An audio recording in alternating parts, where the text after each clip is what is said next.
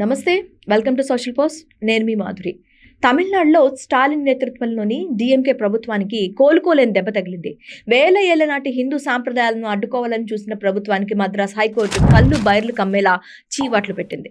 శాంతి భద్రతలు అనేవి కేవలం మీ ఊహల్లో ఉన్న దయ్యాలే అంటూ ధర్మాసనం చేసిన వ్యాఖ్యలు ఇప్పుడు దేశవ్యాప్తంగా సంచలనం రేపుతున్నాయి. అసలు తిరుపరంకుండ్రం కొండపై దీపం వెలిగించకుండా ప్రభుత్వం ఎందుకు అడ్డుకుంది?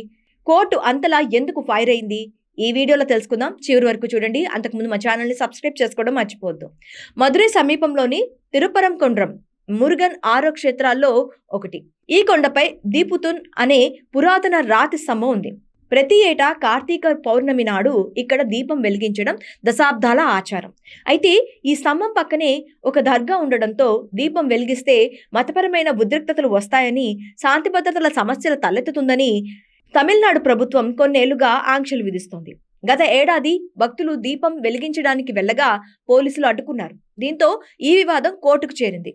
హిందూ సంఘాల పిటిషన్పై విచారణ జరిపిన సింగిల్ జడ్జ్ దీపం వెలిగించేందుకు అనుమతి ఇచ్చారు. కానీ ప్రభుత్వం మాత్రం పట్టు వదలని విక్రమార్కుల్లా డివిజన్ బెంచ్పై అప్పీలుకు వెళ్ళింది. ఈ కేసును విచారించిన జస్టిస్ జయచంద్రన్ అలాగే జస్టిస్ కెకే రామకృష్ణన్ల ధర్మాసనం ప్రభుత్వంపై తీవ్ర ఆగ్రహం వ్యక్తం చేశారు. సంవత్సరానికి ఒక్కరోజు దీపం వెలిగిస్తే శాంతి భద్రతల సమస్య వస్తుందనడం హాస్యాస్పదం.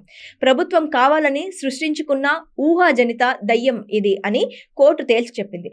నిజంగా అల్లర్లు జరిగితే అది కేవలం ప్రభుత్వం చేస్తేనే జరుగుతుంది. ఒక రాజకీయ ఎజెండా కోసం ప్రభుత్వం ఇంత దిగజారకూడదు అంటూ స్టాలిన్ సర్కార్కు వాతలు పెట్టింది అక్కడి కోర్టు. ఆ రాతి స్తంభం ఆలయ ఆస్తి అని, అక్కడ దీపం వెలిగించడం ఆగమ శాస్త్రాలకు విరుద్ధం కాదని కోర్టు స్పష్టం చేసింది.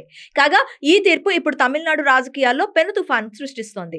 ద్రవిడ మోడల్ పేరుతో హిందూ ఆచారాలను అణిచివేస్తున్నారంటూ విపక్షాలు విమర్శలు గుప్పిస్తున్నారు. ముఖ్యంగా తమిళనాడు బీజేపీ నేత అన్నమలై ఈ తీర్పును స్వాగతిస్తూ ప్రభుత్వం హిందూ వ్యతిరేక ధోరణిని వీడాలని డిమాండ్ చేశారు. మరోవైపు ఈ తీర్పుపై సుప్రీంకోర్టుకు వెళ్తామని ప్రభుత్వం సంకేతాలిస్తుంది. మరి ఆచారాలు ముఖ్యమా లేక రాజకీయ ఎజెండా ముఖ్యమా? ఈ తీర్పుతోనైనా ప్రభుత్వ ధోరణి మారుతుందా? దీనిపై మీ అభిప్రాయం ఏంటి? ఇక్కడ హిందూ దేవాలయాలపైన కానీ హిందూ దాడులపైన కానీ మీరు ఎలా స్పందిస్తున్నారు? మీ అమూల్యమైన కామెంట్ మాకు చాలా ముఖ్యమైనది.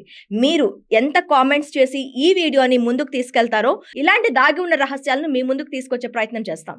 ఇలాంటి ఇంట్రెస్టింగ్ వీడియోస్ ఇంకా కావాలి అంటే మా ఛానల్ని సబ్స్క్రైబ్ చేసుకోవడం అసలు మర్చిపోవద్దు.